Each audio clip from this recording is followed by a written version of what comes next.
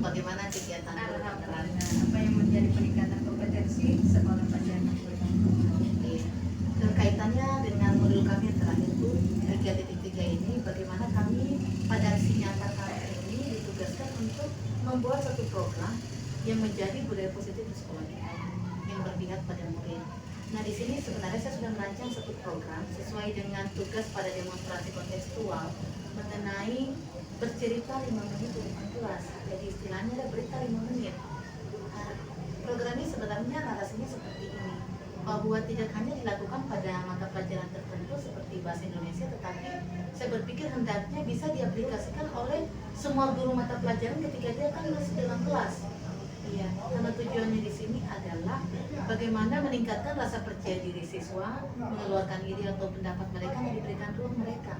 Jadi misalnya kalau dia sukanya menyampaikan sesuatu mengenai olahraga, nanti dia pada pelajaran olahraga saja. Jadi saya butuh dukungan ibu ini bagaimana supaya ibu membantu saya bisa kita berkolaborasi dengan teman-teman yang lain, karena saya kan tidak mempunyai kekuatan tertentu bagaimana bisa mengajak mereka supaya bisa menyetujui program yang saya canangkan. Iya. Sebagai pimpinan mesti harus wajib mendukung setiap program yang bisa meningkatkan kompetensi daripada guru dan untuk kontribusinya terhadap sekolah seperti itu. Olehnya itu, apapun yang sebagai guru penggerak yang diprogramkan di dalam program itu terutama baik, apalagi budaya positif. Misalkan selain seperti tadi ada kebiasaan membaca itu setiap pagi, seperti literasi dan sebagainya kan. Pokoknya yang merupakan budaya-budaya positif yang di ini, dan tidak berlaku hanya untuk guru bahasa Indonesia saja, tetapi harus seluruh guru harus bisa seperti itu. Dan itu insya Allah saya akan memberikan penguatan kepada semua guru bahwa untuk melakukan budaya positif. Silakan memikirkan kira-kira di setiap mata pelajaran itu apa yang bagus untuk menjadi budaya positif untuk anak-anak seperti itu. Oke.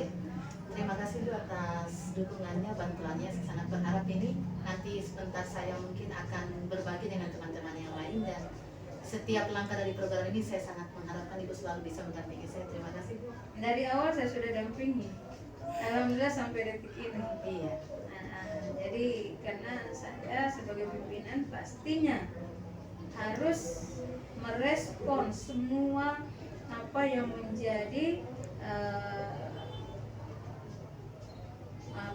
dari guru, bagaimana meningkatkan kompetensi, pemikiran-pemikiran bagaimana untuk kebaikan sekolah, itu saya harus respon dengan cepat, karena itu tujuan kita bersama.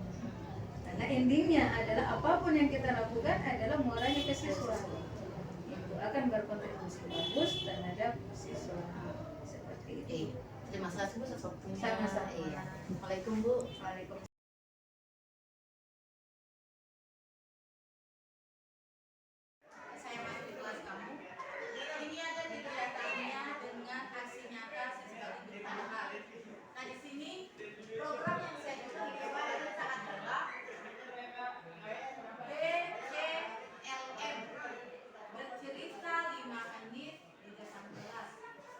Kenapa itu saya lakukan? Karena kita lihat pada saat ini semua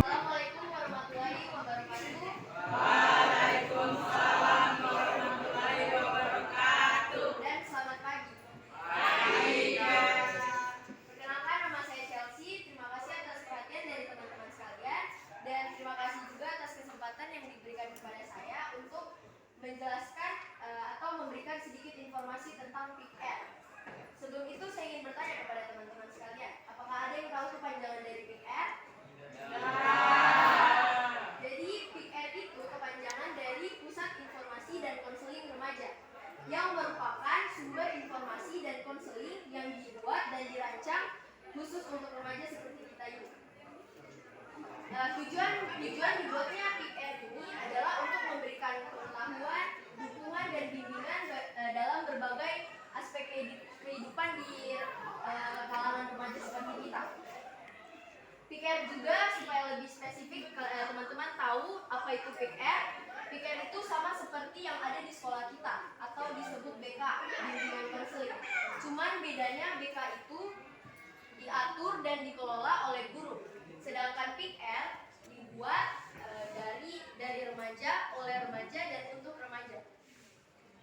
Dan yang saya akan sampaikan sekarang materi yang saya dapatkan setelah saya mengikuti pelatihan di Kendari kemarin tentang PIKR.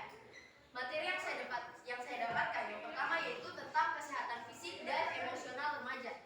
Seperti remaja kita sekarang ini, materi ini mengarah kepada cara hidup sehat, olahraga, tidur yang cukup, dan juga manajemen stres. Supaya kita sebagai remaja tidak terlarut dalam stres yang berlebihan. Dan yang kedua, materi yang kedua yaitu tentang pendidikan.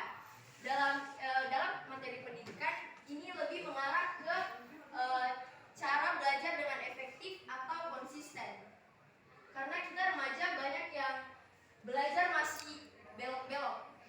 Fokusnya masih belok-belok. Kalau misalnya kita lagi belajar, terus kadang kita langsung scroll TikTok, main game, jadi fokusnya tidak efektif dan konsisten. Dan juga di dalam materi pendidikan ini kita diajarkan untuk mengetahui bakat dan minat kita, agar kita tahu jurusan apa yang akan kita pilih ke depannya. Oke, materi yang ketiga yaitu tentang keterampilan sosial. Keterampilan sosial ini kita dapatkan atau kita diajarkan untuk cara berkomunikasi dan beradaptasi dengan lingkungan baru. Karena kebanyakan dari kita banyak yang masih malu, banyak yang masih tidak mahir dalam berkomunikasi dan beradaptasi dengan orang-orang yang baru, dengan lingkungan yang baru. Oke, next ada materi yang tentang kesehatan reproduksi dan seksualitas. Menurut saya materi ini sangat-sangat penting bagi kita remaja-remaja sekarang agar hal-hal yang tidak diinginkan atau hal-hal yang di luar kendali tidak terjadi pada diri kita. Jadi kita harus paham dengan baik materi tentang kesehatan reproduksi dan seksualitas ini. Lanjut, ada materi tentang narkoba dan alkohol. Menurut saya juga materi ini sangat-sangat penting untuk kita agar kita tidak terjerumus dalam hal-hal yang mungkin dapat paksaan dari luar. Jadi materi ini membantu kita agar menghindari dari paksaan-paksaan untuk terjerumus dalam narkoba dan alkohol.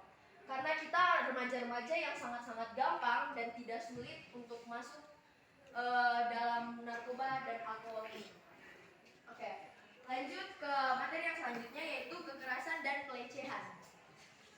Kekerasan dan pelecehan ini lebih ke arah agar kita lebih berani untuk melaporkan hal-hal yang terjadi, apalagi yang perempuan. Karena banyak yang, saya kira zaman-zaman sekarang banyak yang dapat catcalling mungkin atau dilecehkan secara visual atau tidak.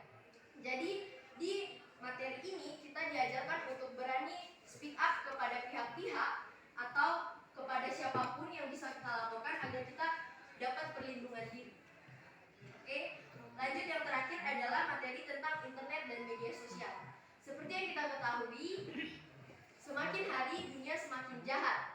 Jadi banyak ada bullying atau cyberbullying atau yang biasa kita tahu tentang pembulian dunia maya. Saya harap teman-teman sekalian tidak melakukan pembulian melalui medsos kalian sendiri. Jadi internet dan media sosial yang kita punya, di materi ini kita diajarkan untuk cara menggunakan media sosial kita yang dengan baik dan tidak melakukan cyberbullying atau membuli teman-teman kita melalui handphone yang kita punya. Oke, itu saja materi yang saya dapatkan dan bisa saya share kepada teman-teman sekalian yang saya dapatkan pada saat saya pelatihan. Terima kasih atas perhatian dari teman-teman sekalian dan terima kasih atas kesempatan yang diberikan kepada saya. Mohon maaf bila ada kekurangan. Saya akhiri dengan kata Assalamualaikum warahmatullahi wabarakatuh. Bismillahirrahmanirrahim. Assalamualaikum warahmatullahi wabarakatuh. Waalaikumsalam warahmatullahi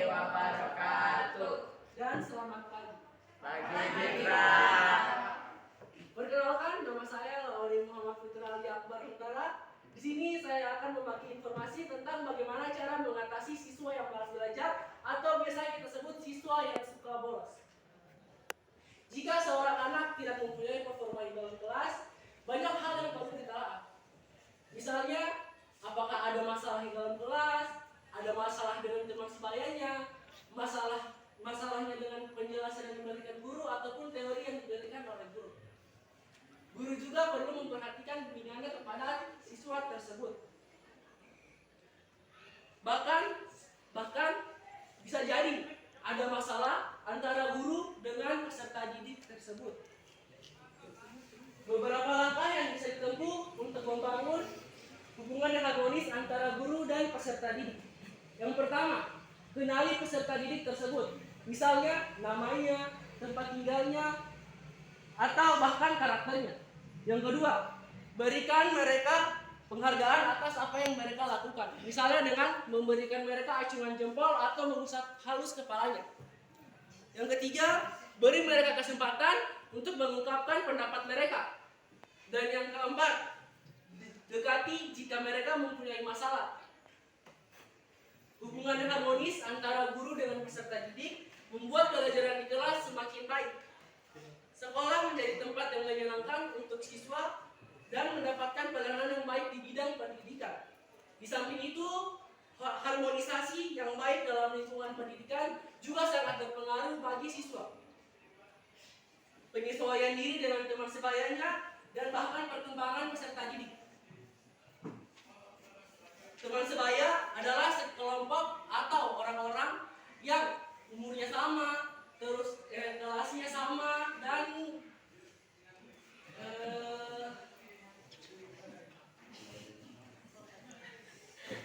terus kita juga harus dapat guru juga perlu memberikan motivasi kepada teman-teman sekalian, karena mungkin karena kekurangannya pemahaman siswa dan juga siswa harus peserta didik harus dapat bersikap yang sopan terhadap guru dan teman sebayanya. Kondisi akademik juga dapat mempengaruhi proses belajar siswa. Selain kondisi akademik, terkait dengan tidak memadainya modal prasyarat dalam mempelajari materi pelajaran tertentu, lemahnya konsentrasi dalam belajar, peserta didik juga dapat menjadi penyebab anak tidak tahan belajar. Konsentrasi belajar adalah kemampuan seseorang untuk mengkonsentrasikan pemikirannya terhadap suatu objek. Anak yang memiliki konsentrasi belajar baik akan lebih memahami pelajaran yang diberikan dalam kelas. Aspek-aspek konsentrasi belajar adalah: 1. Pemusatan pemikiran, yang kedua motivasi, yang ketiga rasa khawatir, yang keempat perasaan tertekan, yang kelima gangguan pemikiran, dan yang keenam kepanikan. Menyikapi kondisi seperti ini, sebaiknya guru harus cepat tanggap dan berupaya melakukan yang terbaik. Investigasi secara lebih mendalam dan mencari solusi pemecahan permasalahan tersebut. Tidak selamanya anak berhasil dalam melakukan penyesuaian diri, karena kadang-kadang ada rintangan tertentu yang akan mereka hadapi. Dan cara untuk menumbuhkan semangat belajar yaitu: 1. Memiliki tujuan belajar. Yang kedua, menciptakan kondisi belajar yang kondusif. Yang ketiga, menentukan target belajar. Yang keempat, belajar di pagi hari. Yang kelima, membuat motivasi sederhana untuk menambah semangat belajar. Sekian dari saya, lebih dan kurangnya mohon dimaafkan. Saya akhiri dengan ucapan wassalamualaikum warahmatullahi wabarakatuh. Waalaikumsalam.